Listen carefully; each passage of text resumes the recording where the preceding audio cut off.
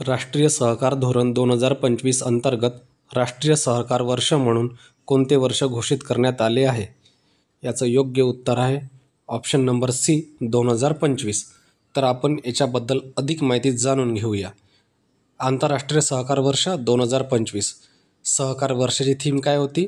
सहकारी संस्था एक न्याय्य जग निर्माण करतात. सहकार मंत्रालयाची स्थापना कधी झाली आहे? 2021 मध्ये. सुरेश प्रभू यांच्या अध्यक्षतेखालील 48 सदस्यीय समितीने याच्याविषयी मसुदा तयार केला. स्वातंत्र्यानंतरचे दुसरे सहकार धोरण. पहिले कधी झालं होतं? 2002 मध्ये जाहीर झालं होतं. उद्दिष्ट काय आहे सहकार धोरणाचं? 50 कोटी लोकांना सहकार क्षेत्राशी जोडणे. ध्येय काय आहे? सहकार ते समृद्धीच्या माध्यमातून 2047 पर्यंत विकसित भारत घडवणे. हे 2047 महत्त्वाचं आहे. प्रत्येक गावात किमान एक सहकारी संस्था स्थापन केली जाणार आहे. 2026 पर्यंत 2 लाख प्राथमिक कृषी पतसंस्था स्थापनेचे यास लक्ष्य आहे. निश्चित उद्दिष्ट साध्य करण्यासाठी 6 संकल्पना. पाया मजबूत करणे, चेतना वाढवणे, भविष्यासाठी सहकारी संस्था तयार करणे, सर्वसमावेशकता आणि व्याप वाढवणे. भारत UK मुक्त व्यापार करारावर स्वाक्षरी कधी करण्यात आली? ऑप्शन नंबर बी 24 जुलै 2025. हा भारताचा 16वा मुक्त व्यापार करार आहे. करारावर पीयूष गोयल आणि जोनाथन रेनॉल्ड्स यांनी स्वाक्षरी केली. या करारामुळे भारत UK व्यापार दरवर्षी वाढणार आहे. 99% भारतीय निर्यातीला शुल्कातून सूट मिळणार आहे. या प्रश्नामध्ये आपल्याला पीयूष गोयल हे नाव लक्षात ठेवणं महत्त्वाचं आहे, कारण या ठिकाणी जर नरेंद्र मोदी जर नाव दिलं तर आपण ते आन्सर करेक्ट करू शकतो. भारताला मिळणारे फायदे. या करारातून भारताला कोणते फायदे मिळणार आहे? तर वैद्यकीय उपकरणे, हवाई क्षेत्रातील निखळ सुटे भाग आणि स्वस्त दरात आयात सोपी होईल. कार, मोटारसायकली, सौंदर्य प्रसाधने, चॉकलेट, व्हिस्की यासारखी ब्रिटिश उत्पादने स्वस्तात मिळतील. हिंदुस्थानातील आयात शुल्क 150 वस्तूवर 75% घट. 10 वर्षात 40% कपात केली जाणार. इलेक्ट्रिक वाहनावरील शुल्क 110% 10% कमी केले जाणार. भारत UK मुक्त व्यापार कराराचे अधिकृत नाव काय आहे? याचं योग्य उत्तर आहे सी सेटा. CETA म्हणजे कॉम्प्रिहेन्सिव्ह इकॉनॉमिक ट्रेड ॲग्रीमेंट. हे ॲग्रीमेंट काय आहे हे आपण जाणून घेऊया. भारत आणि ब्रिटन यांच्यात व्यापक आर्थिक व्यापार करार झाला आहे. या कराराचे अधिकृत नाव CETA comprehensive economic trade agreement आहे. लक्षात काय ठेवायचं आहे? भारत आणि ब्रिटन. ठीक आहे. हा भारताचा 16वा मुक्त व्यापार करार आहे. करारावर पीयूष गोयल आणि जोनाथन रेनॉल्ड्स यांनी स्वाक्षरी केली आहे. त्यानंतरचा क्वेश्चन आहे इंडिया UK व्हिजन 2035 अंतर्गत किती मुख्य क्षेत्रावर भर देण्यात आला आहे? याचं योग्य उत्तर आहे बी 5 क्षेत्रावर. कोणते 5 क्षेत्र आहे ते? विकास, तंत्रज्ञान, संरक्षण, हवामान आणि शिक्षण या 5 स्तंभावर आधारित आराखडा तयार केला आहे. त्यानंतरचा क्वेश्चन आहे भारत आणि ब्रिटनच्या पंतप्रधानांमध्ये लंडन येथे बैठक झाली.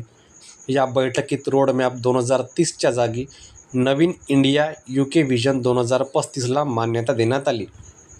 कोण्या ठिकाणी काय आलं आहे? रोडमॅप 2030च्या ठिकाणी काय? UK vision 2035. हा उपक्रम दोन्ही देशातील राजनैतिक आणि आर्थिक भागीदारी मजबूत करण्यासाठी राबवण्यात आला आहे. भारताने कोणत्या देशासोबत FTA म्हणजे फ्री ट्रेड ॲग्रीमेंट केलेले नाही? याचं योग्य उत्तर आहे अमेरिका. म्हणजे काय? वरील सर्व जे देश आहे बाकी यांच्यासोबत फ्री ट्रेड ॲग्रीमेंट हा केला आहे, पण अमेरिकेसोबत फ्री ट्रेड ॲग्रीमेंट केलेला नाही. भारताने Sri Lanka, Bhutan, Thailand, Singapore, Malaysia, Korea, Japan, Australia, UAE, Mauritius, ASEAN आणि EFTA देशांसोबत FTA केले आहे. त्यानंतरचा क्वेश्चन आहे आर्थिक वर्ष 2025 मध्ये महाराष्ट्राचा थेट परकीय गुंतवणुकीतील म्हणजेच FDI मधील फॉरेन डायरेक्ट इन्व्हेस्टमेंटमधील वाटा किती टक्के आहे? याचं योग्य उत्तर आहे 39.2%. महाराष्ट्राशी संबंधित क्वेश्चन आहे म्हणून हा आपल्यासाठी महत्त्वाचा ठरतो. किती टक्के FDI आहे महाराष्ट्राचा? 39.2. भारतातील एकूण FDI मध्ये महाराष्ट्राचा वाटा 39.2% इतका असून महाराष्ट्र राज्य हे प्रथम स्थानी आहे. त्यानंतरचा क्वेश्चन आहे, मॉर्गन स्टॅनलीच्या अहवालानुसार महाराष्ट्राचे GDP कोणत्या वर्षापर्यंत $1 ट्रिलियन पोहोचू शकतो? याचं योग्य उत्तर आहे 2030 पर्यंत. अहवाल कोणता आहे? Morgan Stanley. मॉर्गन स्टॅनलीच्या अहवालानुसार महाराष्ट्राचे सकल देशांतर्गत उत्पादन 2030 पर्यंत $1 ट्रिलियन पर्यंत पोहोचण्याची शक्यता आहे. क्षेत्रनिहाय GDP मध्ये सर्व्हिस सेक्टरचा वाटा किती टक्के आहे? याचं योग्य उत्तर आहे 64.3%. राज्याच्या GDP मध्ये सर्वाधिक वाटा सेवा क्षेत्राचा असून तो 64.3% आहे. सेलचे मुख्यालय कुठे आहे? याचं योग्य उत्तर आहे नवी दिल्ली. सेलचे मुख्यालय नवी दिल्ली येथे आहे.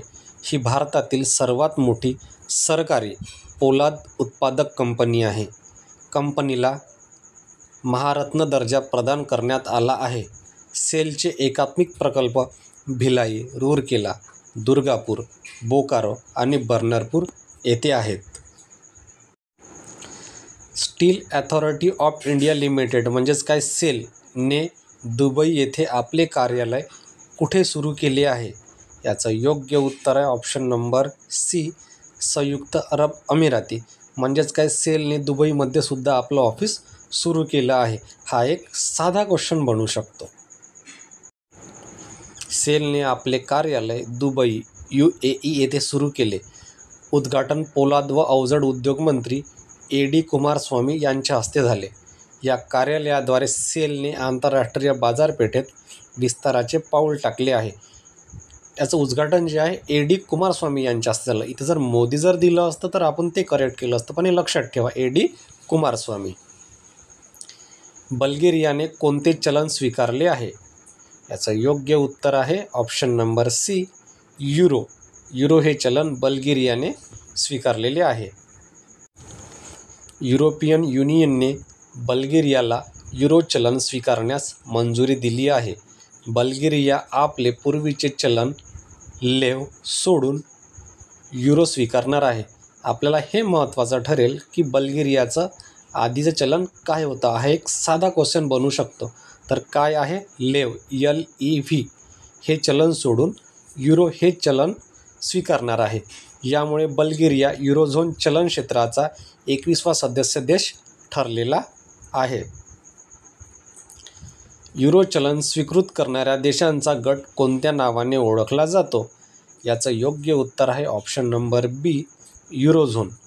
म्हणजेच काय, ज्या देशांच्याकडे युरो हे चलन आहे त्या देशांचा गट युरोझोन म्हणून ओळखला जात असतो. युरो चलन स्वीकृत करणाऱ्या देशांचा गट म्हणजे युरोझोन. युरोझोनचे सध्या 21 सदस्य आहेत. पहिली युरो नाणी आणि बिले 2002 साली चलनात आली. 2002 हे वर्ष आपल्यासाठी महत्त्वाचं ठरते. 2024-25 मध्ये दुसऱ्या क्रमांकाचे फॉरेन डायरेक्ट इन्व्हेस्टमेंट प्राप्त राज्य कोणते आहे? याचं योग्य उत्तर आहे ऑप्शन नंबर बी, कर्नाटक. हे कोणतं 2 नंबरचा, 1 नंबरचं कोणतं आहे? महाराष्ट्र. उद्योग आणि अंतर्गत व्यापार संवर्धन विभागाच्या आकडेवारीनुसार 2024-25 मध्ये एकूण FDI पैकी 51% वाटा महाराष्ट्र आणि कर्नाटकाचा आहे. कर्नाटकने $6.62 अब्ज म्हणजे 20% FDI प्राप्त केली असून तो देशात दुसऱ्या क्रमांकावर आहे. त्यानंतर दिल्ली, गुजरात आणि तामिळनाडू. तर दिल्लीची टक्केवारी किती आहे? 12%, गुजरात 11% आणि तामिळनाडू 7%. 2024-25मध्ये भारतातील एकूण FDI प्रवाह किती होता? याचं योग्य उत्तर आहे ऑप्शन नंबर बी, 81.04 अब्ज डॉलर.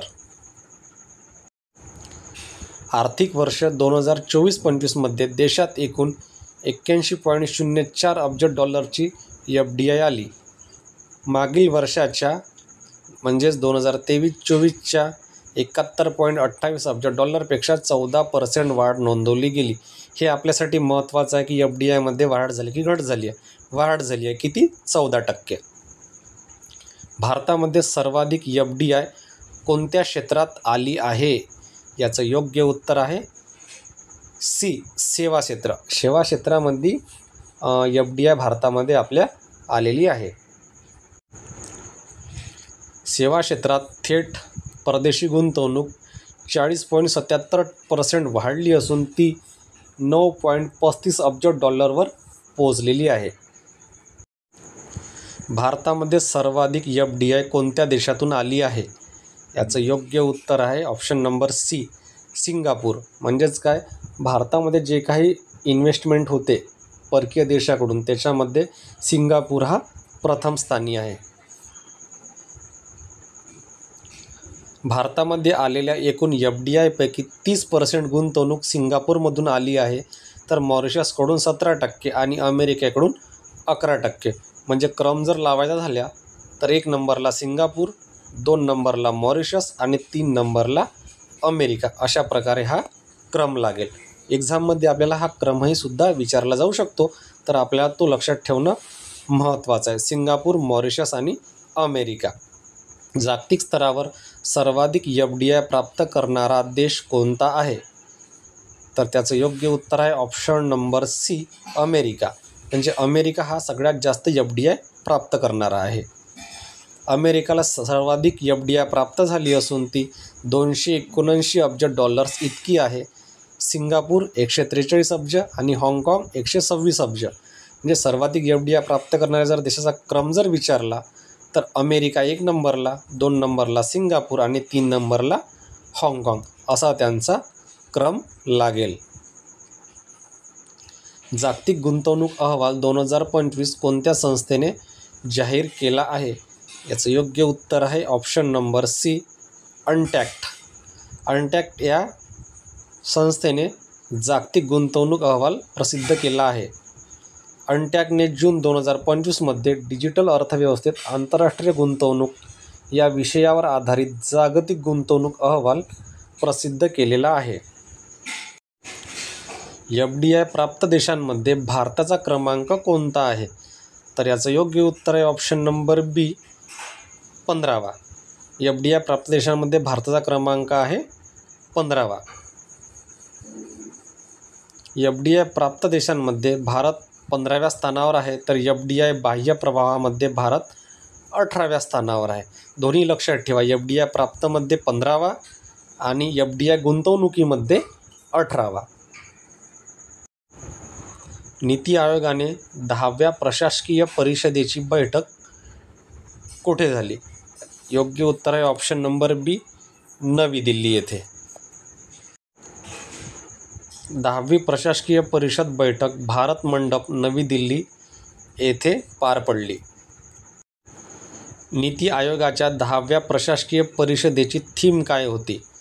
याचं योग्य उत्तर आहे ऑप्शन नंबर बी, विकसित राज्य फॉर विकसित भारत @2047. हे @2047 जरी लक्षात ठेवलं आहे ना तरी बी आपला आन्सर येऊन जाईल. काय आहे? @2047. विकसित राज्य फॉर विकसित भारत 2047. या बैठकीची थीम होती विकसित राज्य फॉर विकसित भारत @2047, ज्यामध्ये राज्यांच्या विकासावर भर देण्यात आला. सध्याचे नीती आयोगाचे उपाध्यक्ष कोण आहेत? याचं योग्य उत्तर आहे option number A, Suman Bery. कोण विचारला आहे? सध्याचे. कोण? उपाध्यक्ष. सध्याचे नीती आयोगाचे उपाध्यक्ष कोण आहे? सुमन बेरी. त्यानंतरचा क्वेश्चन, नीती आयोगाचे पहिले उपाध्यक्ष कोण आहे? तर कोण? ऑप्शन नंबर बी, अरविंद पनगडिया. आधी काय विचारलं तर नीती आयोगाचे सध्याचे उपाध्यक्ष, आता काय विचारलं नीती आयोगाचे पहिले उपाध्यक्ष. ठीक आहे, दोन्ही नावं लक्षात ठेवणं आपल्यासाठी महत्त्वाचे आहेत. सध्याचे नीती आयोगाचे CEO कोण आहेत? याचं योग्य उत्तर आहे option number C, BVR Subrahmanyam. BVR Subrahmanyam हे सध्याचे नीती आयोगाचे CEO आहेत. नीती आयोगाचे पहिले CEO कोण होते? याचं योग्य उत्तर आहे सिंधुश्री खुल्लर. हे नीती आयोगाचे पहिले CEO होते. आताचे CEO कोण आहे? BVR सुब्रमण्यम. वैधानिक तरलता प्रमाण SLR किती आहे? याचं योग्य उत्तर आहे ऑप्शन नंबर बी, 18%. SLR किती आहे? 18%. इकॉनॉमिक्समध्ये हा क्वेश्चन महत्त्वाचा ठरेल. SLRचं प्रमाण किती आहे तर 18%. SLR म्हणजे बँकांना राखून ठेवायचा तरल निधीचा भाग. सध्या किती आहे? 18%. विद्यार्थी मित्रांनो, तुम्हाला जर हे लेक्चर आवडत असेल तर लाईक करायला विसरू नका. नक्कीच लाईक करा. रोख राखीव प्रमाण CRR म्हणजेच कॅश रिझर्व्ह रेशिओ किती टक्के आहे? याचं योग्य उत्तर आहे 3%. भारतीय रिझर्व्ह बँकेने रेपो दर किती टक्क्यांवर केला आहे? याचं योग्य उत्तर आहे 5.50%. RBIच्या चलनविषयक धोरण समितीने रेपो दर 50 बेसिस पॉईंटने कमी करून 5.50% केलेला आहे. रिव्हर्स रेपो दर किती आहे? 3.35%. रेपो दर म्हणजे काय? याचं योग्य उत्तर आहे ऑप्शन नंबर बी, RBI व्यापारी बँकांना अल्पकालीन निधी देतो तो दर. म्हणजे काय? आपल्या लक्षात काय ठेवायचं आहे? रेपो दर, रिव्हर्स रेपो दर आणि बँक रेट या 3 गोष्टी आपल्याला इकॉनॉमिक्समध्ये करायच्या आहे. तर म्हणजे रेपो दर म्हणजे काय? RBI बँकांना अल्पकालीन निधी देतो तो दर. अल्पकालीन म्हणजे किती? 24 तासासाठी हा निधी देत असतो, त्याला आपण रेपो दर म्हणतो. रेपो दर म्हणजे व्याजदर ज्यावर RBI व्यापारी बँकांना सरकारी रोखे तारण ठेवून अल्पकालीन निधी देते. रेपो दर वाढल्यास काय परिणाम होतो? ऑप्शन नंबर सी, महागाई कमी होते. रेपो दर वाढल्यास बँकांचे कर्ज महाग होते, त्यामुळे बाजारातील पैशांचा पुरवठा कमी होतो आणि महागाई नियंत्रणात येते. रेपो दर कमी झाल्यास खालीलपैकी कोणता परिणाम होतो? ऑप्शन नंबर सी, गुंतवणूक आणि आर्थिक वाढ वाढते. रेपो दर कमी झाल्यास बँकांना कमी व्याजदराने निधी मिळतो, त्यामुळे गुंतवणूक आणि आर्थिक क्रियाकलाप वाढतात. जपानला मागे टाकून भारत जगातील कितव्या क्रमांकाची सर्वात मोठी अर्थव्यवस्था बनला आहे? याचं उत्तर आहे ऑप्शन नंबर बी, 4थी. आपल्याला हा प्रश्न विचारू शकतो की भारताने अर्थव्यवस्थेमध्ये कोणाला मागे टाकले आहे? तर जपानला. आणि भारत कितव्या नंबरची अर्थव्यवस्था बनली आहे? तर 4थ्या नंबरची अर्थव्यवस्था. आंतरराष्ट्रीय नाणेनिधी म्हणजेच IMFच्या अहवालानुसार भारताने जपानला मागे टाकून जगातली 4थी सर्वात मोठी अर्थव्यवस्था म्हणून स्थान मिळवले आहे. IMFच्या अहवालानुसार भारताची GDP किती ट्रिलियन अमेरिकन डॉलर आहे? याचं उत्तर आहे ऑप्शन बी, 4.19 ट्रिलियन इतकी भारताची GDP आहे. IMFच्या एप्रिल 2025 अहवालानुसार भारताची GDP 4.19 ट्रिलियन अमेरिकन डॉलर इतकी नोंदली गेली आहे. त्यानंतरचा क्वेश्चन आहे, IMFनुसार जगातील सर्वात मोठी अर्थव्यवस्था कोणती आहे? याचं योग्य उत्तर आहे option number D, America.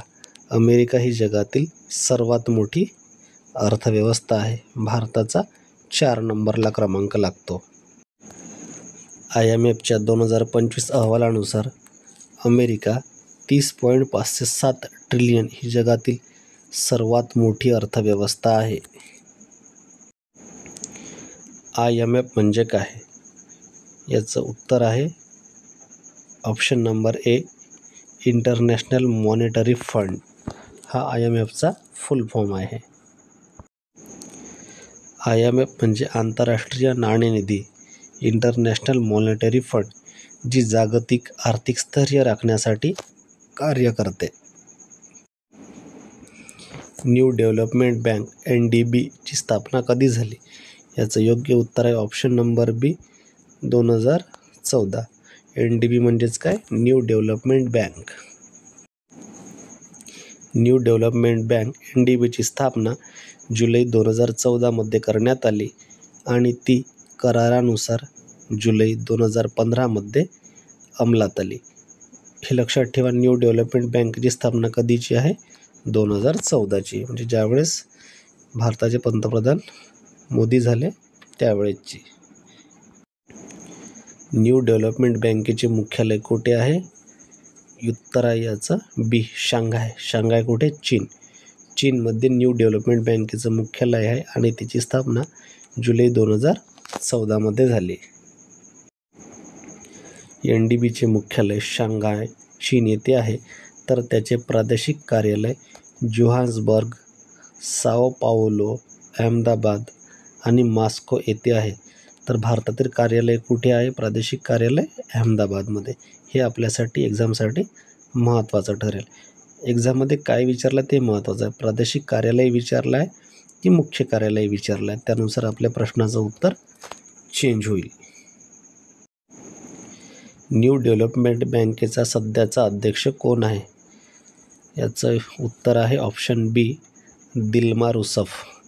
Dilma रूसफ या न्यू डेव्हलपमेंट बँकेच्या सध्याच्या अध्यक्ष आहेत. ब्राझीलच्या माजी राष्ट्राध्यक्ष दिल्मा रूसफ या न्यू डेव्हलपमेंट बँकेच्या सध्याच्या अध्यक्ष आहेत. या कोण होत्या आधी? तर या ब्राझीलच्या माजी राष्ट्राध्यक्ष होत्या. NDB मध्ये अलीकडेच कोणता देश नवीन सदस्य म्हणून सामील झाला? याचं योग्य उत्तर आहे अल्जेरिया. अल्जेरिया हा NDB म्हणजेच काय? न्यू डेव्हलपमेंट बँकमध्ये सामील झालेला नवीन सदस्य आहे. कोण आहे? अल्जेरिया.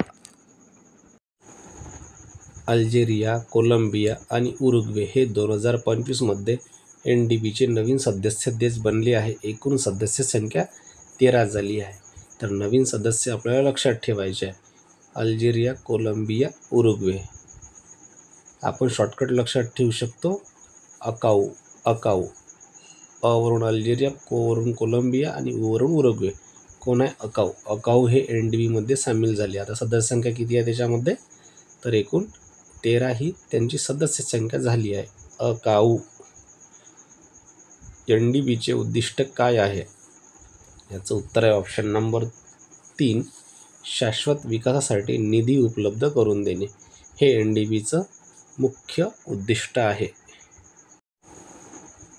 NDBचे प्रमुख उद्दिष्ट म्हणजे ब्रिक्स देश आणि इतर विकसनशील देशांना शाश्वत विकास प्रकल्पांसाठी आर्थिक मदत देणे.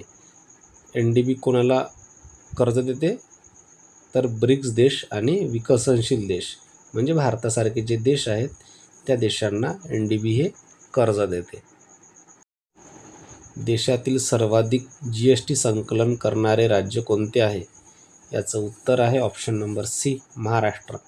महाराष्ट्र हे देशातील सर्वाधिक GST जमा करणारं राज्य ठरलं आहे. आर्थिक वर्ष 2024-25 मध्ये महाराष्ट्राने 3.18 लाख कोटी रुपये GST संकलनासह देशात प्रथम स्थान पटकावले आहे. आता महाराष्ट्र आहे म्हणून महाराष्ट्र हे आपल्यासाठी महत्त्वाचं असते. आपल्याला हे लक्षात ठेवावं लागेल. किती कोटी? 3.18 लाख कोटी GST आणि देशामध्ये प्रथम आहे.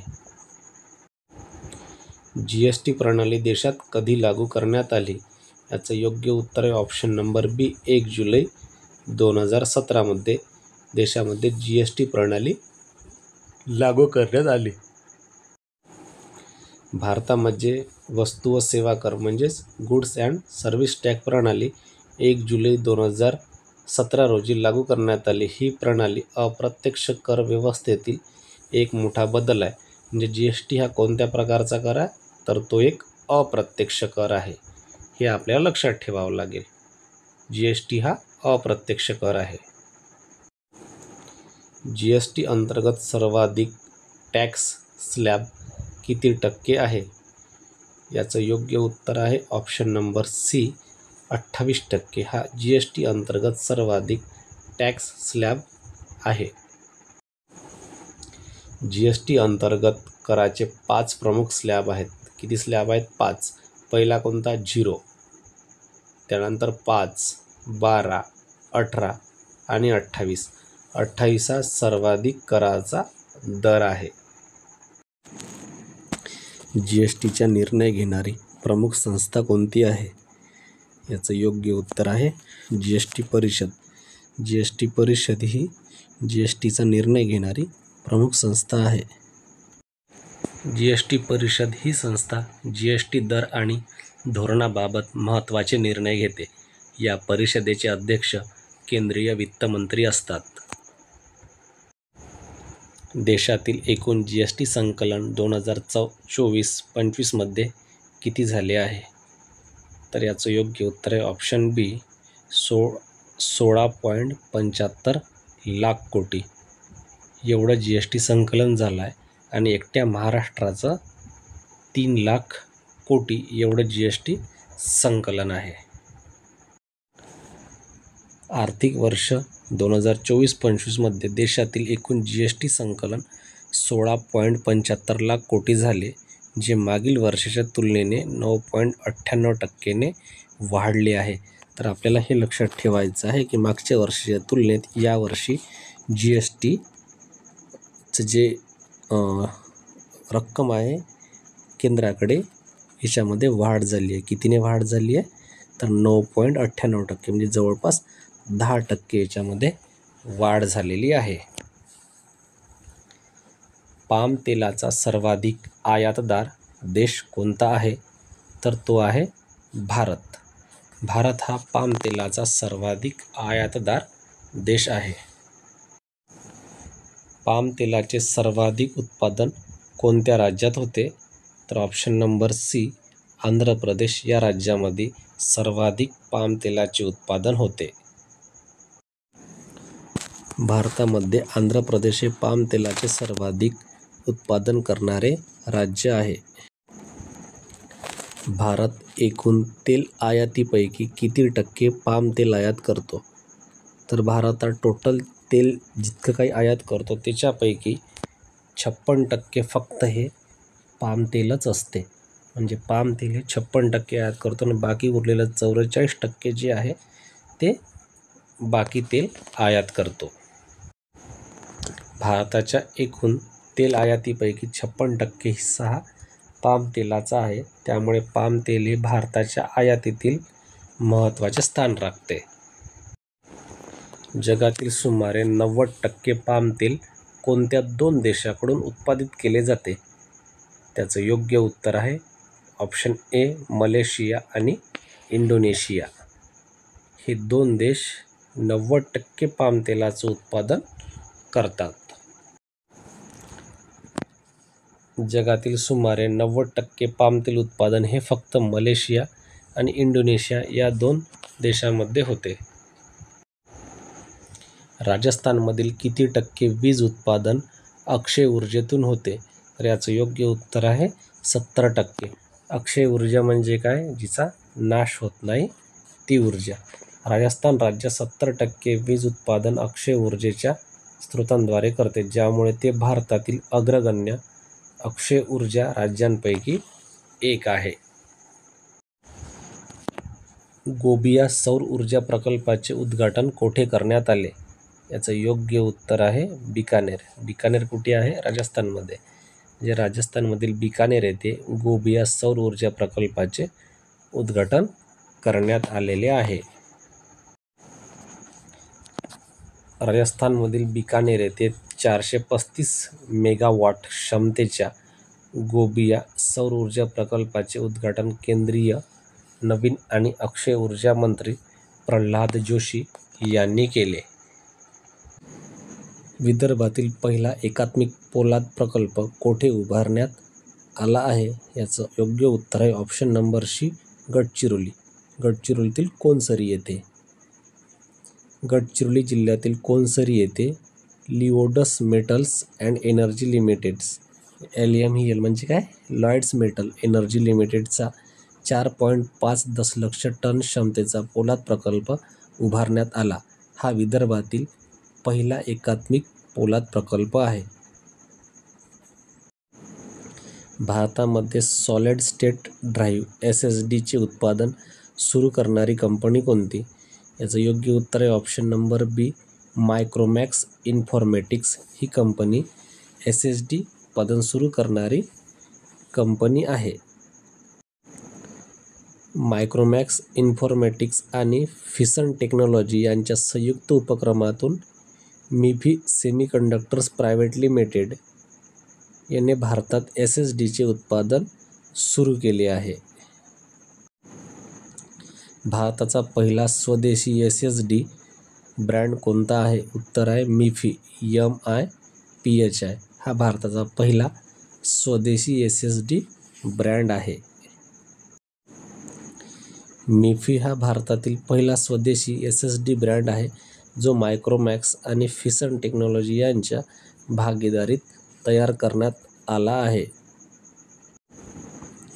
मायक्रोमॅक्सच्या SSD उत्पादनासाठी कोणत्या कंपनीसोबत भागीदारी आहे? याचं योग्य उत्तर आहे फिसन टेक्नॉलॉजी. या कंपनीसोबत मायक्रोमॅक्सची भागीदारी आहे. मायक्रोमॅक्स इन्फॉर्मॅटिक्स आणि फिसन टेक्नॉलॉजी यांच्या भागीदारीत भारतामध्ये SSD उत्पादनाचे काम सुरू झाले आहे.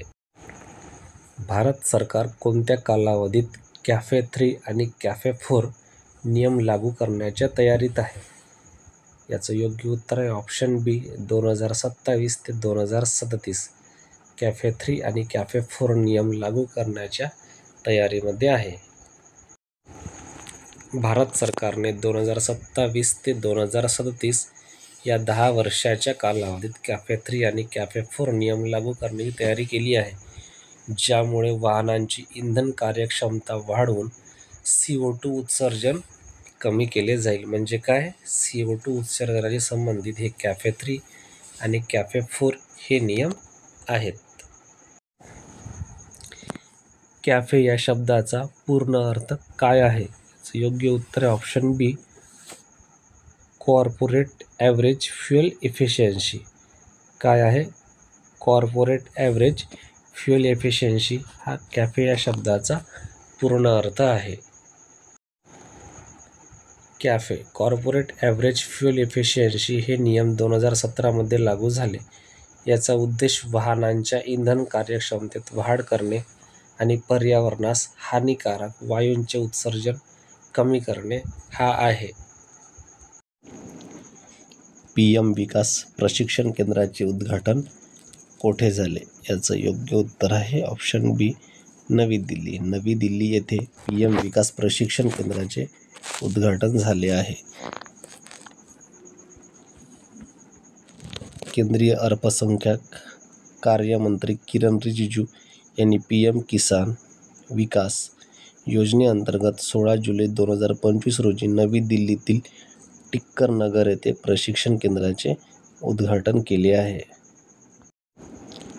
ई-कुबर प्रणाली कोणत्या संस्थेने विकसित केली आहे? ई-कुबर प्रणाली कोणत्या संस्थेने विकसित केली आहे? याचं योग्य उत्तर आहे ऑप्शन नंबर सी, भारतीय रिझर्व्ह बँक म्हणजेच RBI या संस्थेने ही प्रणाली विकसित केली आहे. ई-कुबर प्रणाली ही RBI द्वारे विकसित प्रणाली असून मोठ्या सरकारी व्यवहारांच्या रिअल टाईम ट्रॅकिंगसाठी आणि जलद सेटलमेंटसाठी वापरली जाते. 16 जुलै 2025 पासून भारत सरकारच्या 75 कोटी रुपयापेक्षा जास्त देयकांवर ही प्रणाली अनिवार्य करण्यात आलेली आहे. ई-कुबर प्रणाली. एनव्हिडिया ही जगातील पहिली कोणत्या बाजार मूल्यापर्यंत पोहोचणारी तंत्रज्ञान कंपनी ठरली आहे? याचं योग्य उत्तर आहे $4 ट्रिलियन. किती? $4 ट्रिलियन या किमतीपर्यंत पोहोचणारी ही पहिली कंपनी आहे. 9 जुलै 2025 रोजी एनव्हिडिया कंपनीचे बाजार मूल्य $4 ट्रिलियन वर पोहोचले आणि ती जगातील पहिली अशा प्रकारची कंपनी ठरली. ही कंपनी तंत्रज्ञान क्षेत्रातील अग्रगण्य असून तिची स्थापना 5 एप्रिल 1993 रोजी कॅलिफोर्निया येथे झाली. जेन्सन हुआंग हे एनव्हिडियाचे सहसंस्थापक आणि सध्याचे CEO आहेत. कोण? Jansen Huang. टेस्ला कंपनीने भारतातील पहिले विक्री केंद्र कुठे सुरू केले? याचं उत्तर आहे ऑप्शन बी, मुंबई. मुंबई येथे टेस्ला कंपनीने त्यांचे भारतातील पहिले विक्री केंद्र सुरू केले आहे. टेस्ला ही अमेरिकेतील विद्युत वाहने तयार करणारी कंपनी आहे. 15 जुलै 2025 रोजी टेस्लाने मुंबईतील बांद्रा कुर्ला संकुलात आपल्या देशातील पहिल्या विक्री केंद्राचे उद्घाटन केले. या कार्यक्रमाला मुख्यमंत्री देवेंद्र फडणवीस उपस्थित होते. कला सेतू चॅलेंज हा उपक्रम कोणत्या मंत्रालयाने सुरू केला? याचं योग्य उत्तर आहे ऑप्शन बी, माहिती व प्रसारण मंत्रालय यांनी कला सेतू चॅलेंज हा उपक्रम सुरू केलेला आहे. माहिती आणि प्रसारण मंत्रालयाने 8 जुलै 2025 रोजी आपल्या व्हेंचर स्टार्टअप ॲक्सेलरेटर प्लॅटफॉर्मद्वारे कला सेतू भारतासाठी real time launching track challenge सुरू केले आहे. भारत आणि ब्राझील यांनी 2030 पर्यंत किती अब्ज डॉलर्सच्या व्यापाराचे उद्दिष्ट ठेवले आहे? याचं उत्तर आहे ऑप्शन नंबर सी, $20 अब्ज. मर्कोसूर हा कोणत्या देशांचा प्रादेशिक व्यापार करार आहे? याचं योग्य उत्तर आहे option number B, Brazil, Argentina, Paraguay, Uruguay. Brazil, Argentina, Paraguay आणि उरुग्वे हा मर्कोसूर देशांचा गट आहे. भारत आणि ब्राझील यांनी पुढील 5 वर्षात म्हणजेच 2030 पर्यंत $20 अब्ज व्यापाराचे उद्दिष्ट ठेवले आहे. सध्या दोन्ही देशांमध्ये $12.2 अब्ज व्यापार सुरू आहे. दोन्ही देश मर्कोसूर या प्रादेशिक व्यापार कराराचा विस्तार करण्याचे प्रयत्न करत आहेत. मर्कोसूर हा दक्षिण अमेरिकेतील ब्राझील, अर्जेंटिना, पॅराग्वे आणि उरुग्वे या देशांमधील प्रादेशिक व्यापार करार आहे, ज्याद्वारे व्यापार सुलभ करण्यावर भर दिला जातो. भारतामध्ये कोणत्या 3 खाणींना 7 स्टार रेटिंग देण्यात आले आहे? याचं योग्य उत्तर आहे ऑप्शन बी, नोकारी चुनखडी, नोवामुंडी आणि कंपथूर. या 3 कंपन्यांना 7 स्टार भेटली आहे. भारत सरकारच्या खण मंत्रालयाने 7 जुलै 2025 रोजी 3 खाणींना 7 स्टार रेटिंग प्रदान केली आहे. नोकारी चुनखडी अल्ट्राटेक सिमेंटची आहे. नोवामुंडी लोह खनिज टाटा स्टीलचं आहे. कमतपूर खाण संदूर मॅग्नीज आणि लोह खनिज लिमिटेड या कंपनीची आहे. भारतीय प्रवाशांसाठी युनिफाईड पेमेंट्स इंटरफेस म्हणजे UPI सेवा सुरू करणारा पहिला कॅरेबियन देश कोणता? याचं योग्य उत्तर आहे त्रिनिदाद आणि टोबॅगो.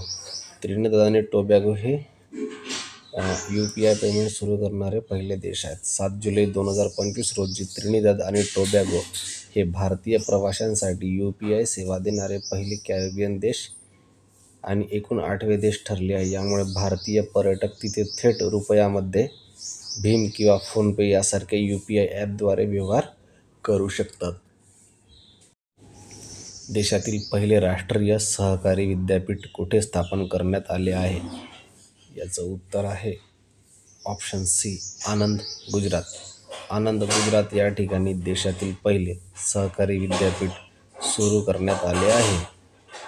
5 जुलै 2025 रोजी केंद्रीय सहकार मंत्री अमित शहा यांच्या हस्ते देशातील पहिले राष्ट्रीय सहकार विद्यापीठ याचे भूमिपूजन आणंद, गुजरात येथे करण्यात आले. या विद्यापीठाचे नाव त्रिभुवन सहकारी विद्यापीठ असे असून भारतातील सहकारी क्षेत्रातील शैक्षणिक बळकटी देण्याचे याचे उद्दिष्ट आहे. परिवर्तनीय दर रिव्हर्स रेपो VRRR ही योजना कोणत्या संस्थेशी संबंधित आहे? याचं योग्य उत्तर आहे भारतीय रिझर्व्ह बँक म्हणजे RBI या संस्थेशी VRRR ही योजना संबंधित आहे. 3 जुलै 2025 रोजी RBIने 7 दिवसांच्या परिवर्तनीय दर रिव्हर्स रेपो म्हणजेच VRRR लिलावाद्वारे 1,00,000 कोटी रुपये बँकिंग व्यवस्थेतून शोषून घेतले. या पद्धतीत RBI बँकांकडून ठराविक कालावधीसाठी पैसे घेतो आणि त्यांना व्याज देतो. हे चलनविषयक धोरणातील एक महत्त्वाचे साधन आहे. हे आपल्याला लक्षात ठेवायचं आहे की VRR म्हणजे काय, की ज्यावेळेस RBI बँकाकडून स्वतःकडे पैसे घेते आणि त्यांना व्याज देते. रिक्लेम आराखडा कोणत्या मंत्रालयाने जारी केला आहे? याचं योग्य उत्तर आहे ऑप्शन नंबर B कोळसा मंत्रालय. कोळसा मंत्रालयाने रिक्लेम आराखडा जारी केला आहे. 3 जुलै 2025 रोजी कोळसा मंत्रालयाने रिक्लेम म्हणजेच समुदाय सहभाग आणि विकास आराखडा जारी केला. हा आराखडा खनन बंद झालेल्या क्षेत्राच्या पुनर्भरणासाठी तसेच स्थानिक समुदायाच्या सहभाग आणि विकासासाठी मार्गदर्शक म्हणून काम करतो. विवेक स्टार्टअप चॅलेंज 2025 कोणत्या मंत्रालयाने सुरू केले आहे? याचं उत्तर आहे ऑप्शन B माहिती आणि प्रसारण मंत्रालय. या मंत्रालयाने विवेक स्टार्टअप चॅलेंज 2025 सुरू केलेले आहे. विवेक स्टार्टअप चॅलेंज 2025 ही योजना केंद्रीय माहिती आणि प्रसारण मंत्रालयाने सुरू केली आहे. या उपक्रमाअंतर्गत भाषा सेतू नावाचा AI संचालित बहुभाषिक भाषांवर समाधान विकसित करण्यासाठी स्टार्टअपना राष्ट्रीय हॅकेथॉनमध्ये सहभागी होण्याचे आमंत्रण दिले आहे. भारतीय स्टेट बँकेने SBI नवीन ग्लोबल ट्रेड फायनान्स सेंटर कोणत्या 2 शहरात सुरू केले आहे? याचं उत्तर आहे ऑप्शन C कोलकाता आणि हैदराबाद. कोलकाता आणि हैदराबाद या शहरामध्ये SBIने नवीन ट्रेड फायनान्स सेंटर सुरू केली आहे. कोलकाता आणि हैदराबाद. भारतीय स्टेट बँकेने आंतरराष्ट्रीय व्यापार सुलभतेसाठी व आपली भूमिका मजबूत करण्यासाठी कोलकाता आणि हैदराबाद येथे 2 नवीन ग्लोबल ट्रेड फायनान्स सेंटर सुरू केले आहे. या केंद्राद्वारे artificial intelligence, machine learning, blockchain आणि डॉक्युमेंट्स डिजिटायझेशन या प्रगत तंत्रज्ञानाचा वापर करून आयात निर्यात प्रक्रियेचे आधुनिकीकरण करण्याचे उद्दिष्ट आहे.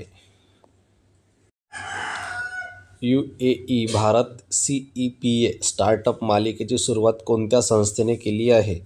याचं उत्तर आहे UICC UAE India CEPA council या संस्थेने UAECCची सुरू केली आहे. UAE भारत CEPA स्टार्टअप मालिकेची सुरुवात केली आहे. या उपक्रमाचा उद्देश भारतीय स्टार्टअपला UAEच्या नवोन्मेष परिसंस्थेशी जोडणे आणि त्याच्या आंतरराष्ट्रीयकरणाला पाठिंबा देणे आहे. हा उपक्रम UAE भारत व्याप्त आर्थिक भागीदारी कराराचा एक महत्त्वाचा परिणाम मानला जातो. भारताच्या क्षेत्रातील पहिली बिगर बँकिंग वित्तीय कंपनी NBFC कोणती आहे? याचं उत्तर आहे सागरमाला फायनान्स कॉर्पोरेशन लिमिटेड. भारताच्या सागरी क्षेत्रातील पहिली बिगर बँकिंग वित्तीय कंपनी सागरी क्षेत्रातील आहे. कोणती? सागरमाला. 26 जून 2025 रोजी केंद्रीय बंदरे, जहाज बांधणी आणि जलमार्ग मंत्री सर्वानंद सोनोवाल यांनी सागरमाला फायनान्स कॉर्पोरेशन लिमिटेडचे उद्घाटन केले. ही कंपनी भारतातील पहिली सागर क्षेत्रीय समर्पित NBFC आहे. पूर्वी हिला सागरमाला डेव्हलपमेंट कंपनी लिमिटेड म्हणून ओळखले जात होते. पंतप्रधान नरेंद्र मोदी यांच्या अध्यक्षतेखाली नुकतीच पार पडलेली 48वी बैठक कोणत्या उपक्रमाची होती? याचं योग्य उत्तर आहे ऑप्शन C प्रगती. प्रगती या उपक्रमाची ही 48वी बैठक होती. 25 जून 2025 रोजी नवी दिल्ली येथे प्रगती म्हणजेच proactive governance and timely implementation ची 48वी बैठक झाली. हा उपक्रम 2015मध्ये डिजिटल इंडिया कार्यक्रमाअंतर्गत सुरू करण्यात आला असून तो बहुउद्देशीय माहिती आणि संप्रेषण तंत्रज्ञान प्लॅटफॉर्म आहे. याद्वारे केंद्र व राज्य सरकारांच्या प्रकल्पांचा वेगवान आढावा व अंमलबजावणी केली जाते. युरोपियन सेंट्रल बँकेच्या 11 जून 2025च्या अहवालानुसार डॉलरनंतर जगातील दुसऱ्या क्रमांकाची सर्वात मोठी राखीव मालमत्ता कोणती ठरली आहे?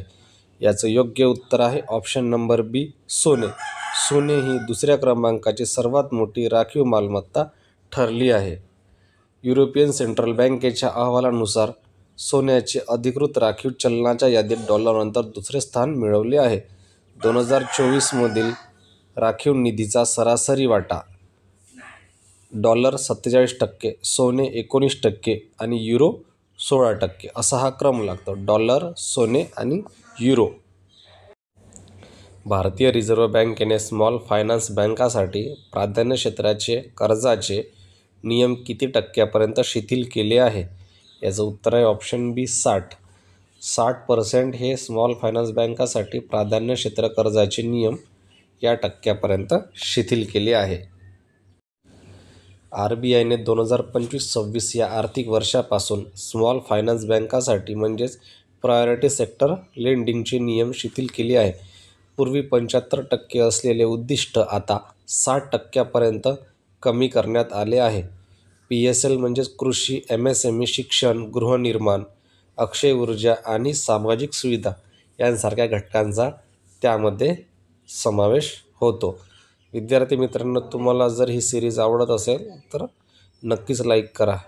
तुम्हाला जर फायदा होत असेल तर शेअर आणि सबस्क्राईबसुद्धा करा. मारुती सुझुकी इंडियाने हरियाणातील मानसर येथे कोणता नवा प्रकल्प सुरू केला आहे? याचं योग्य उत्तर आहे option number C, automobile railway siding. हा नवा प्रकल्प मारुती सुझुकी इंडियाने हरियाणातील मानसर येथे सुरू केला आहे.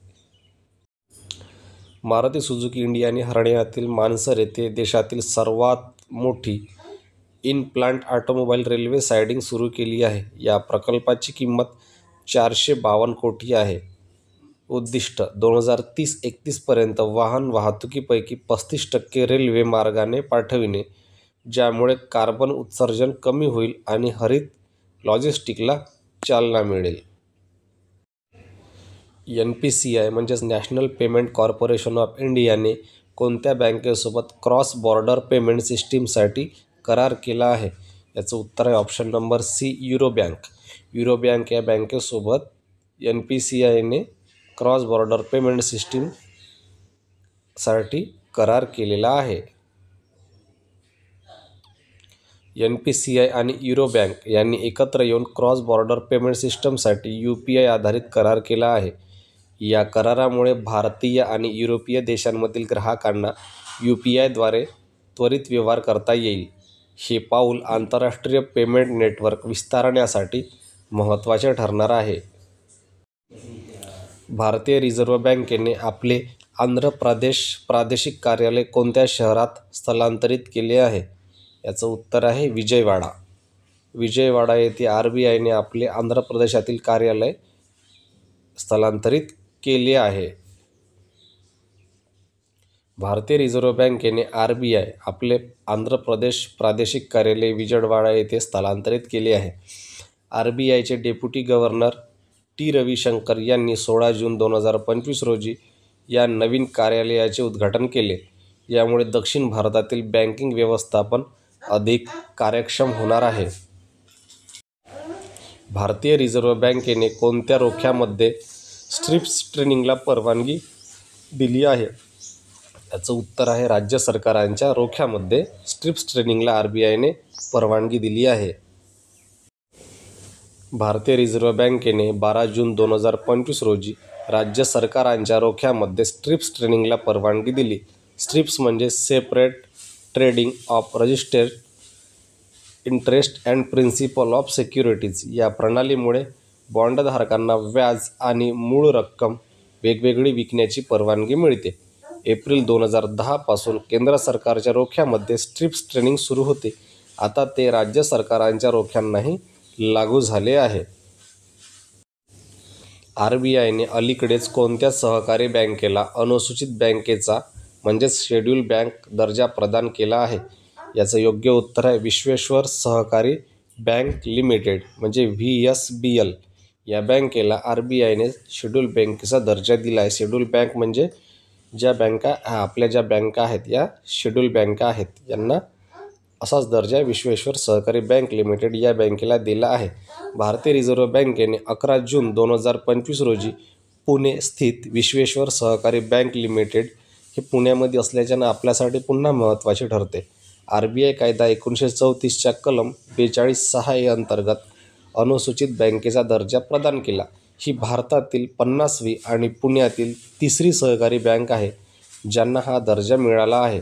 या दर्जामुळे बँकेला RBI कडून निधी मिळवण्याची आणि विविध आर्थिक सुविधा मिळवण्याची संधी उपलब्ध होत असते. महाराष्ट्रात सुमारे 8,000 कोटी रुपयांच्या गुंतवणुकीचा हेलिकॉप्टर निर्मिती कारखाना कुठे उभारणार आहे? याचं उत्तर आहे ऑप्शन नंबर बी, नागपूर येथे. नागपूर येथे हेलिकॉप्टर निर्मितीचा कारखाना उभारला जाणार आहे. नागपूर शहरात सुमारे 8,000 कोटी रुपयांचा गुंतवणुकीचा हेलिकॉप्टर निर्मिती कारखाना उभारण्यात येणार आहे. या प्रकल्पाचा शुभारंभ 13 जून 2025 रोजी मुख्यमंत्री देवेंद्र फडणवीस यांच्या उपस्थितीत झाला.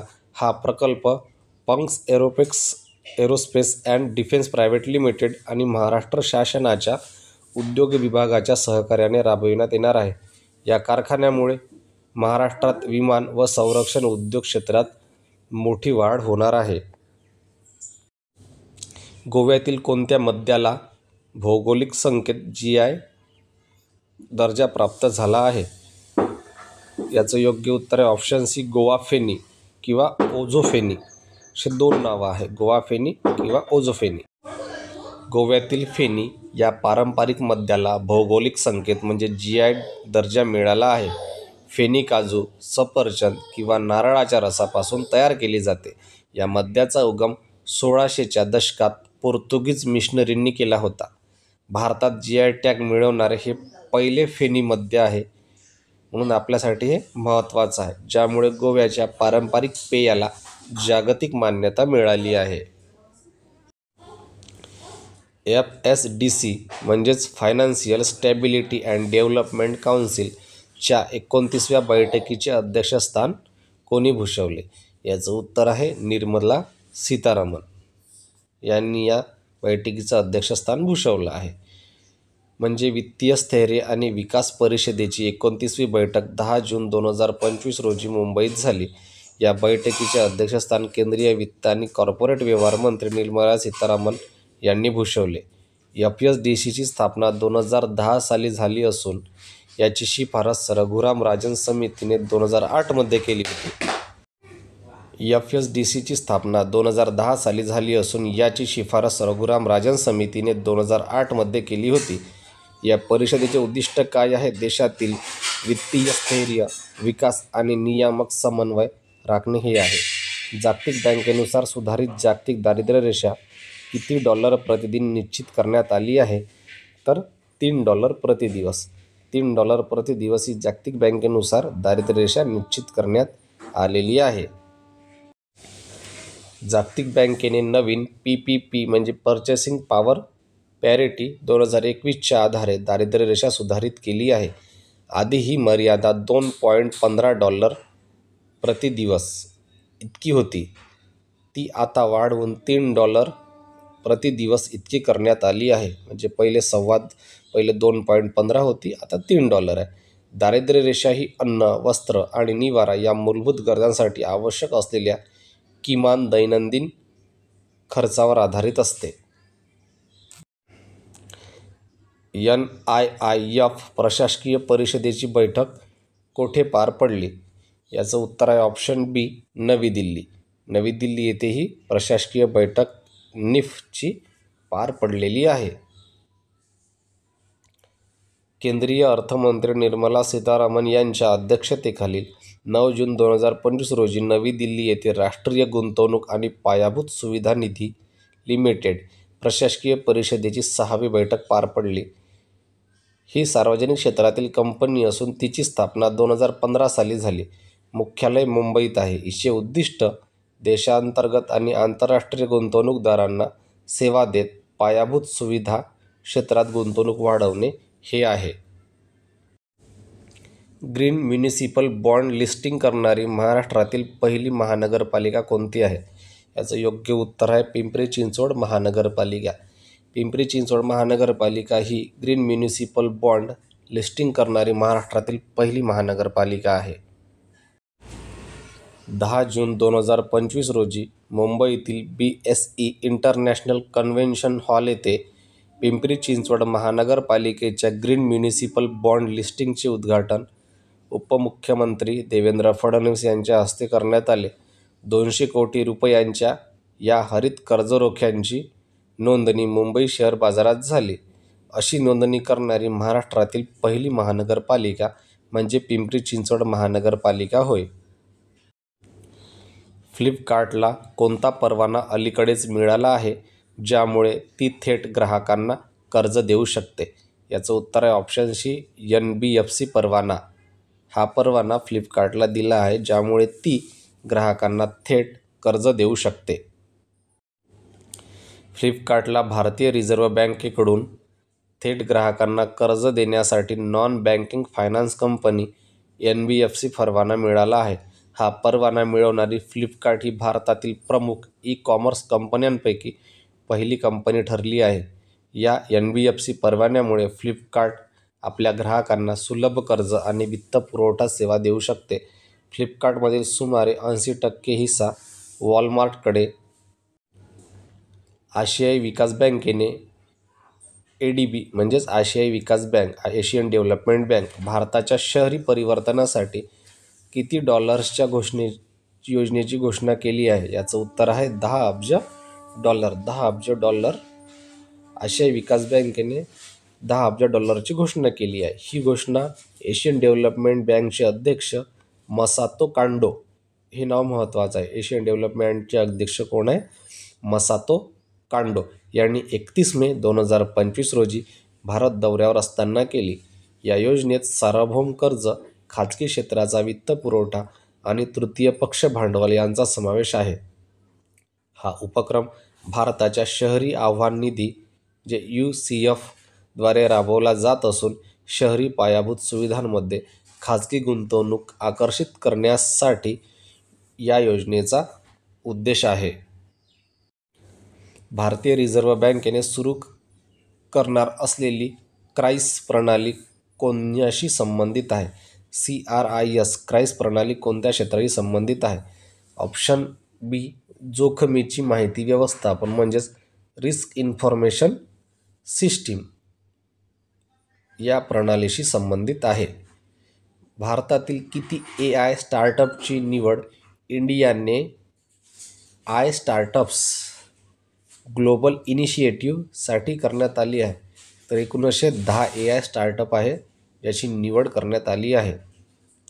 भारताच्या इलेक्ट्रॉनिक्स आणि माहिती तंत्रज्ञान मंत्रालयाने 29 मे 2025 रोजी 10 भारतीय कृत्रिम बुद्धिमत्ता AI स्टार्टअपची निवड इंडियाने iStartups ग्लोबल इनिशिएटिव्ह अंतर्गत केली आहे. ही स्टार्टअप पॅरिस म्हणजे फ्रान्स येथील स्टेशन F या जगातील सर्वात मोठ्या स्टार्टअप कॅम्पसमध्ये 4 महिन्याचा प्रवेश कार्यक्रमात सहभागी होईल. NLC इंडियाने आपला 69वा स्थापना दिवस साजरा करताना कोणत्या नवीन शुभकराचे अनावरण केले आहे? त्याचं उत्तर आहे ऑप्शन सी निऑन. निऑन या शुभंकराचं अनावरण केलं आहे. NLC इंडिया लिमिटेड म्हणजे न्यूली लिग्नाइट कॉर्पोरेशन इंडिया लिमिटेडने तामिळनाडूतील नेवेली येथे आपला 69वा स्थापना दिवस साजरा केला. यावेळी कंपनीचे निऑन या नवीन शुभंकराचे अनावरण केले. NLCची स्थापना 1956 मध्ये झाली असून ही कंपनी कोळसा मंत्रालयाअंतर्गत कार्यरत आहे. जगातील सर्वात मोठा कर्ज देणारा देश कोणता बनला आहे? याचं उत्तर आहे ऑप्शन सी जर्मनी.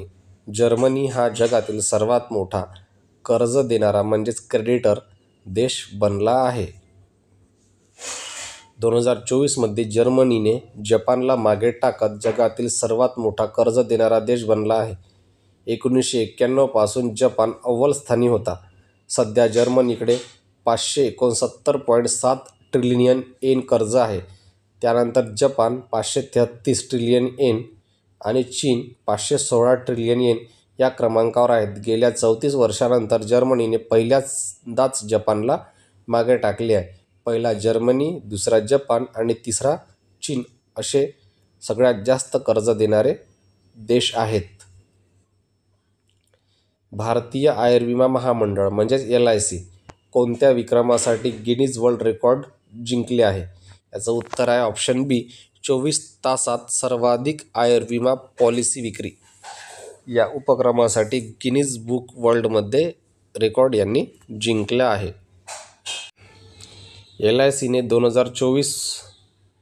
24 मे 2025 रोजी 24 तासांच्या सर्वाधिक आयुर्विमा पॉलिसी विक्रीचा गिनीज वर्ल्ड रेकॉर्ड नोंदविला. LICच्या 4,52,839 एजंटांनी मिळून 5,88,107 पॉलिसी यशस्वीपणे विकल्या. टुराइज TOURISE टुराइज हे जागतिक व्यासपीठ कोणत्या देशाने सुरू केले आहे? याचं उत्तर आहे सौदी अरेबिया. सौदी अरेबिया या देशाने हे व्यासपीठ सुरू केले. सौदी अरेबियाने 22 मे 2025 रोजी टुराइज जागतिक व्यासपीठ सुरू केले. याचा उद्देश पर्यटन, तंत्रज्ञान, गुंतवणूक आणि शाश्वतता क्षेत्रातील नेत्यांना एकत्र आणून पर्यटनाच्या भवितव्याबद्दल चर्चा घडवणे हा यामागचा उद्देश आहे. देशातील 6वा सेमीकंडक्टर प्रकल्प कुठे उभारला जाणार आहे? याचं उत्तर आहे ऑप्शन बी, जेवर, उत्तर प्रदेश. उत्तर प्रदेशातील जेवर या ठिकाणी देशातील 6वा सेमीकंडक्टर प्रकल्प उभारला जाणार आहे. उत्तर प्रदेशातील ग्रेटर नोएडा येथील जेवर परिसरात 6वा सेमीकंडक्टर प्रकल्प उभारला जाणार आहे. या प्रकल्पासाठी 3,706 कोटी रुपये खर्च होणार असून सुमारे 20,000 रोजगार निर्मिती होणार आहे. प्रकल्पाला 14 मे 2025 रोजी केंद्रीय मंत्रिमंडळाची मंजुरी देण्यात आली आहे. रिझर्व्ह बँकेने केंद्र सरकारला आर्थिक वर्ष 2024-25 साठी किती रकमेचा विक्रमी लाभांश दिला? याचं उत्तर आहे ऑप्शन नंबर सी, 2.68 लाख कोटी एवढे रुपये RBIने केंद्र सरकारला दिले आहे. RBIने 2024-25 साठी केंद्र सरकारला 2.68 लाख कोटी रुपयांचा विक्रमी लाभांश दिल्याची घोषणा 23 मे 2025 रोजी केली. हा लाभांश मागील वर्षापेक्षा 27.4% अधिक आहे. मागील वर्षी म्हणजेच 2023-24 मध्ये 2.1 लाख कोटी रुपयांचा लाभांश देण्यात आला होता. 2022-23 साली RBIने केंद्र सरकारला किती लाभांश दिला होता? याचं योग्य उत्तर आहे ऑप्शन ए, 87,416 कोटी रुपये इतका लाभांश RBIने केंद्र सरकारला दिला होता. आर्थिक वर्ष 2022-23 मध्ये RBIने 87,416 कोटी रुपयांचा लाभांश केंद्र सरकारला दिला. त्यानंतर पुढील 2 वर्षात लाभांशात मोठी वाढ झाली. 2023-24 मध्ये 2.1 लाख कोटी आणि 24-25 मध्ये 2.68 लाख कोटी अशा प्रकारे लाभांशमध्ये वाढ होत गेली आहे. भारताच्या कच्च्या तेलाच्या आयातीत अमेरिकेचा क्रमांक कोणता झाला आहे? याचं उत्तर आहे ऑप्शन नंबर सी, 4था. अमेरिकेचा हा भारताच्या कच्च्या तेलाच्या आयातीत 4था क्रमांक झालेला आहे. पहिला कोणता आहे? रशिया, त्यानंतर सौदी अरेबिया, त्यानंतर इराक, UAE, अमेरिका आणि आफ्रिका असे यांचे क्रमांक आहे. भारताच्या कच्च्या तेलाच्या आयातीला रशिया अजूनही पहिल्या क्रमांकावर आहे, तर अमेरिकेने UAEला मागे टाकून 4था क्रमांक मिळवला आहे. ब्लूमबर्गच्या माहितीनुसार अमेरिका भारतासाठी कच्च्या तेलाचा 4था सर्वात मोठा पुरवठादार बनला आहे. भारताने एप्रिल 2025 मध्ये 0.33 दशलक्ष बॅरल प्रतिदिन इतकी अमेरिकन कच्च्या तेलाची आयात केली, जी जगात जी मागील वर्षी 0.17 MBD होती. त्यामुळे अमेरिकेने UAEला मागे टाकले आहे. जगातील सर्वाधिक नफा कमावणाऱ्या टॉप 100 कंपन्यांमध्ये स्थान मिळवणारी भारतातील तिसरी कंपनी कोणती आहे? याचं उत्तर आहे स्टेट बँक ऑफ इंडिया म्हणजेच SBI. ही नफा कमावणारी भारतातील तिसरी कंपनी ठरली आहे. 1 जुलै 2025 रोजी स्टेट बँक ऑफ इंडियाला 70 वर्षे पूर्ण झाली. SBI ही भारतातील सर्वात मोठी व्यावसायिक बँक आहे. याची स्थापना झाली 1 जुलै 2025. मुख्यालय मुंबई. SBI कायदा कधीचा आहे? 1955 मध्ये लागू झाला आहे. 1 जुलै 1955 रोजी इम्पेरियल बँक ऑफ इंडियाचे राष्ट्रीयकरण करून स्टेट बँक ऑफ इंडिया असे नामकरण करण्यात आले. इम्पेरियल बँक ऑफ इंडियाची स्थापना 27 जानेवारी 1921 रोजी झाली. या बँकेची निर्मिती पुढील 3 बँकांच्या एकत्रीकरणातून झाली आहे. कोणत्या बँक आहेत त्या? SBIचा निव्वळ नफा किती आहे? $9.2 अब्ज. जागतिक क्रमांक 98. टॉप 100मध्ये असलेल्या भारतीय कंपन्या कोणत्या? RIL म्हणजे रिलायन्स इंडस्ट्रीज लिमिटेड, ONGC आणि SBI. आता या 3 कंपन्या त्याच्यामध्ये आहे. ब्लूमबर्गच्या आकडेवारीनुसार स्टेट बँक ऑफ इंडियाने आर्थिक वर्ष 2024-25 मध्ये $9.2 अब्ज निव्वळ नफा मिळवून जगातील सर्वाधिक नफा कमावणाऱ्या कंपन्यांमध्ये 98वा क्रमांक मिळवला आहे. SBI ही ONGC आणि रिलायन्स इंडस्ट्रीज लिमिटेड नंतर या यादीत स्थान मिळवणारी तिसरी भारतीय कंपनी ठरली आहे. भारतामध्ये पहिले 3 नॅनोमीटर चिप डिझाईन सेंटर कुठे सुरू करण्यात आले? याचं उत्तर आहे नोएडा आणि बेंगळूर. नोएडा आणि बेंगळूर येथे 3 नॅनोमीटर चिप डिझाईन सेंटर सुरू करण्यात आले आहे. केंद्रीय इलेक्ट्रॉनिक्स आणि माहिती तंत्रज्ञान मंत्री अश्विनी वैष्णव यांनी नोएडा आणि बेंगळुरू येथे अत्याधुनिक डिझाईन सुविधांचे उद्घाटन केले. या केंद्रामध्ये 3 नॅनोमीटर चिप डिझाईनवर काम होणार असून हे भारतातील पहिले डिझाईन सेंटर आहे जे अतिआधुनिक तंत्रज्ञानावर आधारित आहे. जगातील पहिली क्रिप्टोकरन्सी पर्यटन पेमेंट प्रणाली कोणत्या देशात सुरू करण्यात आली आहे? याचं उत्तर आहे option number C, Bhutan. Bhutan या देशामध्ये जगातील पहिली क्रिप्टोकरन्सी पर्यटन पेमेंट प्रणाली सुरू करण्यात आली आहे. भूतानने बायनान्स पे आणि DK बँक यांच्या भागीदारीत जगातील पहिली राष्ट्रीय स्तरावरील क्रिप्टोकरन्सी पर्यटन पेमेंट प्रणाली सुरू केली. या उपक्रमामुळे प्रवाशांना डिजिटल चलनद्वारे विविध सेवांचे भरणे करता येईल. यामुळे देशातील आर्थिक समावेशनाला चालना मिळेल आणि पर्यटनाचा अनुभव अधिक सुलभ व आधुनिक होईल. भारत जगातील तिसरा मोठा वाहन उत्पादक देश कोणत्या मंत्रालयाच्या माहितीनुसार ठरला आहे? रस्ते वाहतूक आणि महामार्ग मंत्रालय. भारत जगातील तिसरा सर्वात मोठा वाहन उत्पादन देश ठरला आहे.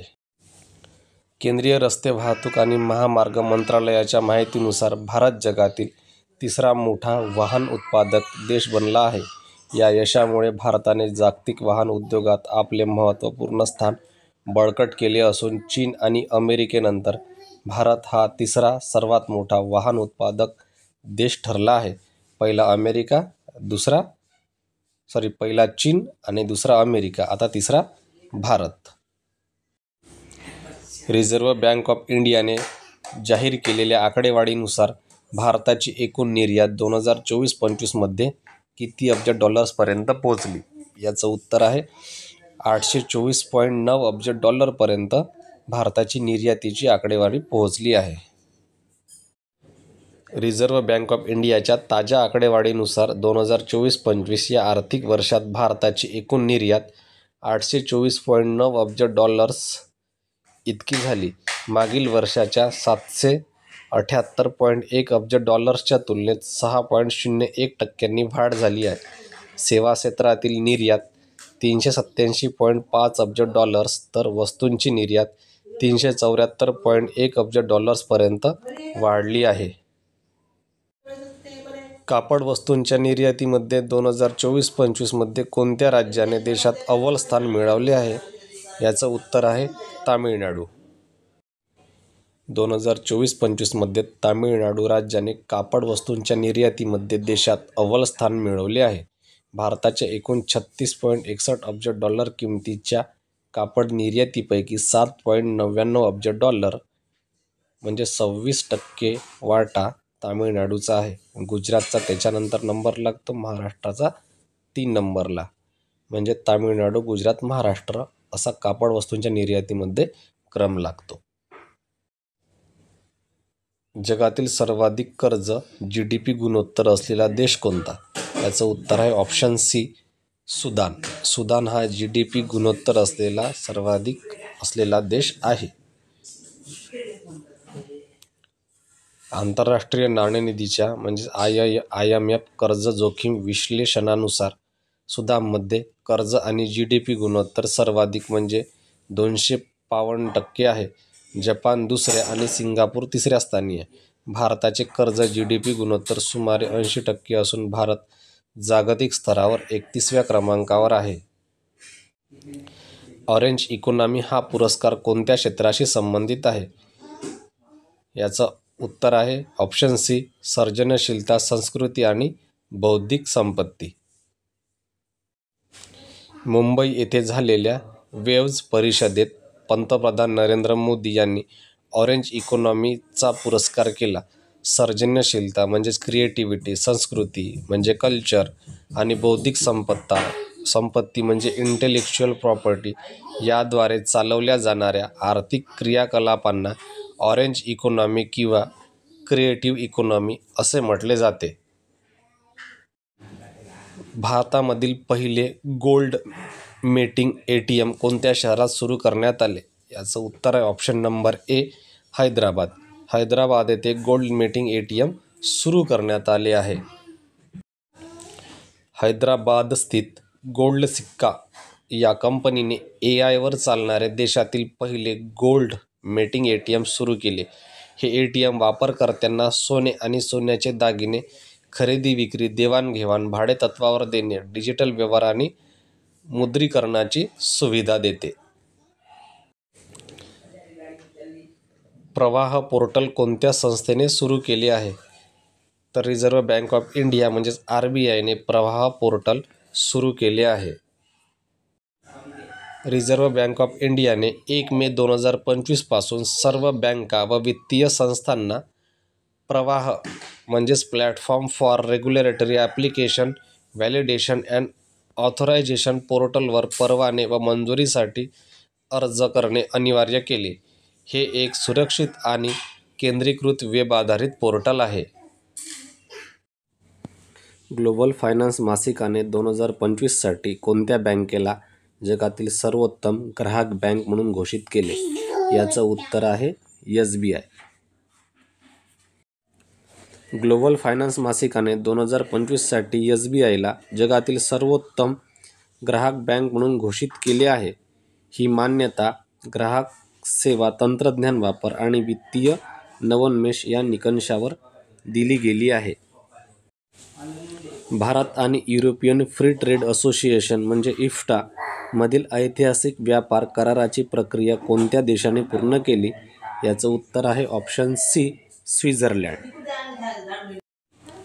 भारत आणि IFTA म्हणजे युरोपियन फ्री ट्रेड असोसिएशन यांच्यातील व्यापार कराराची मान्यता प्रक्रिया स्वित्झर्लंडने पूर्ण केली, ज्यामुळे दोन्ही देशातील गुंतवणूक आणि व्यापाराला नवीन चालना मिळाली.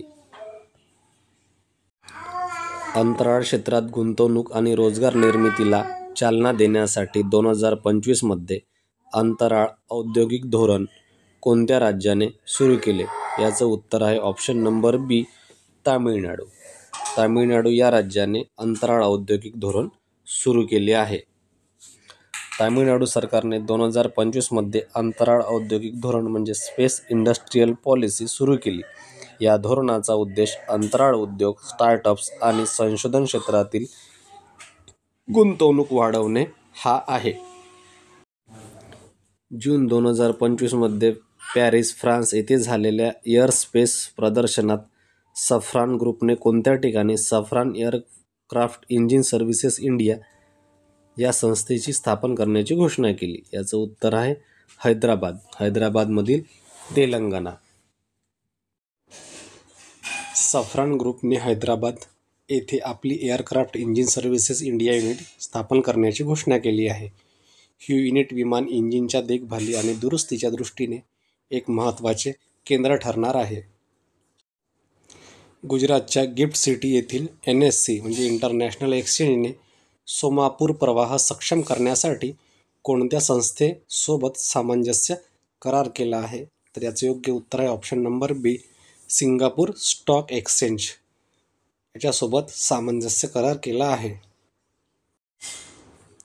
NSC इंटरनॅशनल एक्सचेंज याने सिंगापूर स्टॉक एक्सचेंज सोबत करार करून सीमापार प्रवाह सुलभ करण्याचा निर्णय घेतला आहे.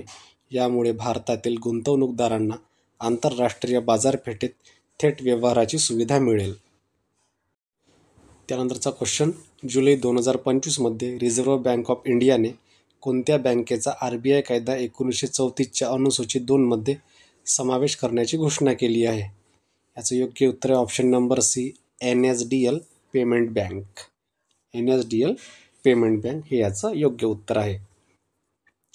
RBIने NSDL पेमेंट बँकचा समावेश RBI कायदा 1934च्या 2ऱ्या अनुसूचित केला आहे. यामुळे या बँकेला आर्थिक व्यवहार आणि कर्ज वितरण क्षेत्रात अधिक अधिकार प्राप्त झाले आहे. कोणती बँक आहे? NSDL payment bank. कोणता देश UPI वर आधारित डिजिटल पेमेंट सिस्टीम सुरू करणारा पहिला आफ्रिकन देश ठरला आहे? याचं योग्य उत्तर आहे नामिबिया. नामिबिया हा आफ्रिकेतील पहिला देश ठरला आहे ज्याने भारताच्या UPI प्रणालीवर आधारित डिजिटल पेमेंट सिस्टीम सुरू करण्याचा निर्णय घेतला. हे पाऊल भारताच्या डिजिटल इंडिया उपक्रमाच्या जागतिक विस्ताराचे प्रतीक आहे. भारत टेल्सच्या विमा भागीदार म्हणून कोणत्या कंपनीची निवड करण्यात आली? याचं योग्य उत्तर आहे ॲको. ACKO. ॲको असं या कंपनीचं नाव आहे. भारत टेल्सने आपल्या ग्राहकांना अधिक सुरक्षित सेवा देण्यासाठी ॲको इन्शुरन्स या डिजिटल विमा कंपनीला भागीदार म्हणून निवडले आहे.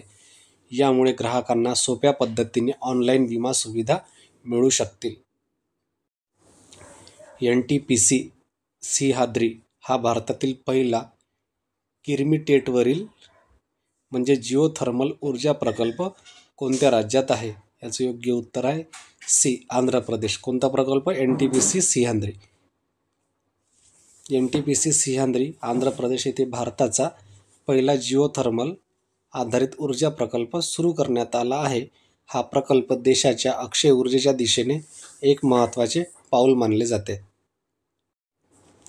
पंतप्रधान नरेंद्र मोदी यांनी मन की बातच्या 123व्या भागात कोणत्या रेशीमला अहिंसा सिल्क असे संबोधले? याचे योग्य उत्तर आहे ऑप्शन नंबर सी, एरी सिल्क. एरी सिल्क या रेशीमला अहिंसा सिल्क असे संबोधले आहे. एरी सिल्क हा असा रेशीम प्रकार आहे ज्याच्या उत्पादनात किड्यांना हानी पोहोचत नाही, म्हणूनच त्याला अहिंसा सिल्क असे म्हटले जाते. हा रेशीम विशेषतः ईशान्य भारतात, विशेषतः मेघालय येथे तयार होतो.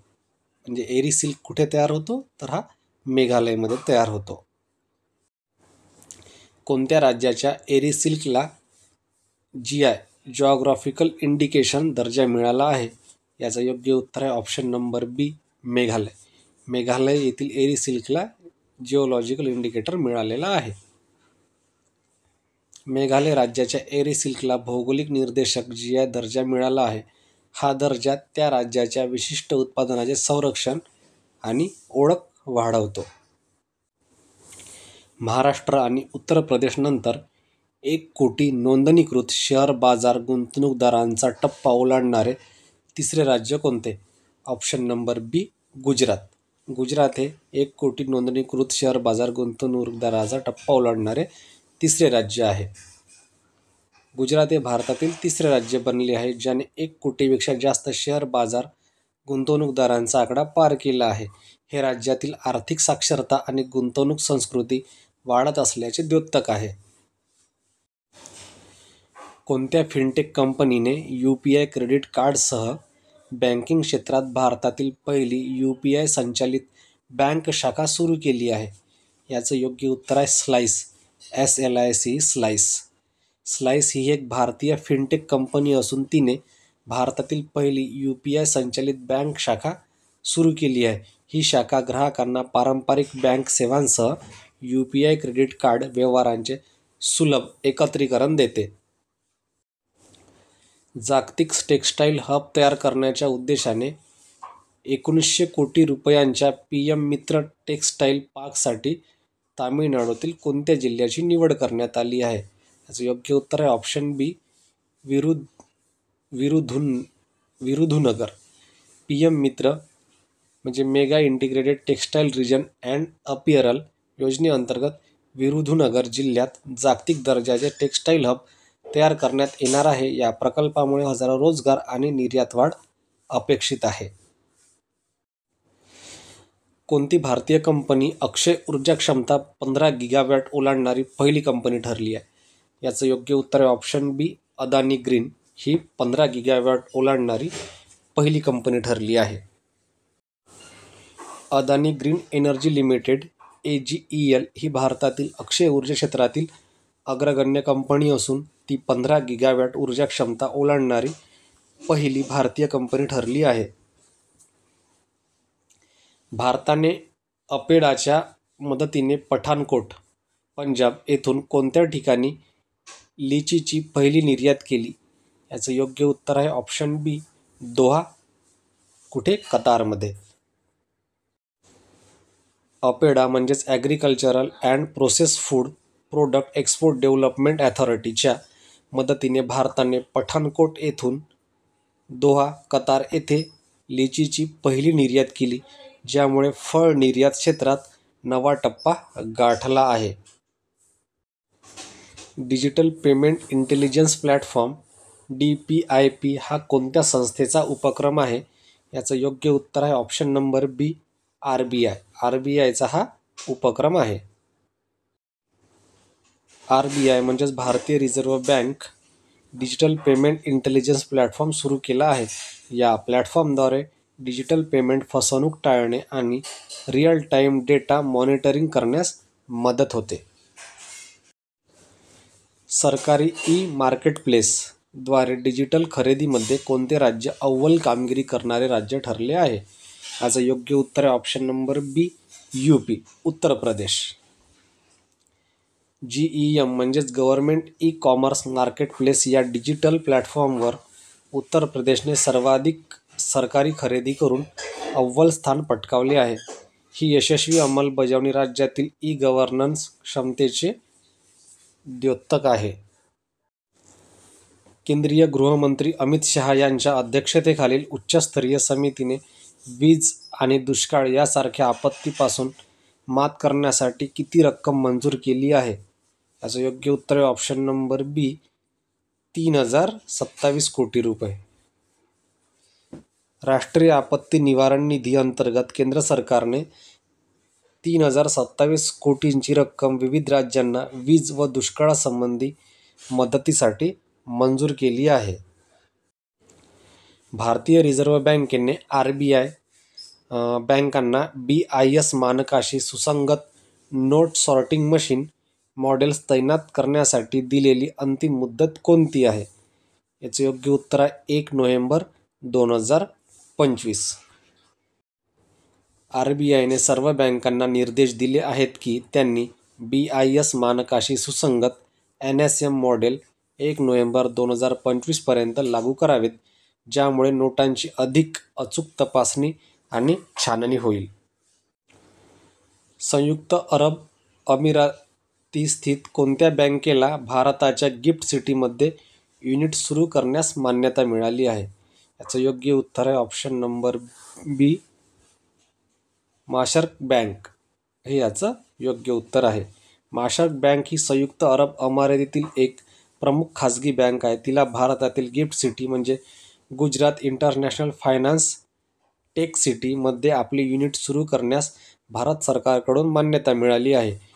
ही पाऊल भारत UAE आर्थिक सहकार्य अधिक मजबूत करेल. केंद्रीय अर्थमंत्री निर्मला सीतारामन यांनी 1 मे 2025 रोजी कोणत्या ठिकाणी कॉर्पोरेट भवनचे उद्घाटन केले? याचं योग्य उत्तर आहे ऑप्शन नंबर बी, कोलकाता. कोलकाता या ठिकाणी कॉर्पोरेट भवनचं उद्घाटन केलं आहे. 1 मे 2025 रोजी निर्मला सीतारामन यांनी कोलकाता येथे कॉर्पोरेट भवनचे उद्घाटन केले. या भवनाचा उद्देश कंपनी व्यवहार मंत्रालयाच्या कार्यक्षमतेत सुधारणा आणि कॉर्पोरेट प्रशासन बळकट करणे हा आहे. भारत न्यूझीलंड मुक्त व्यापार कराराच्या वाटाघाटींची पहिली फेरी 9 मे 2025 रोजी कोणत्या ठिकाणी पार पडली? याचं योग्य उत्तर आहे बी, नवी दिल्ली.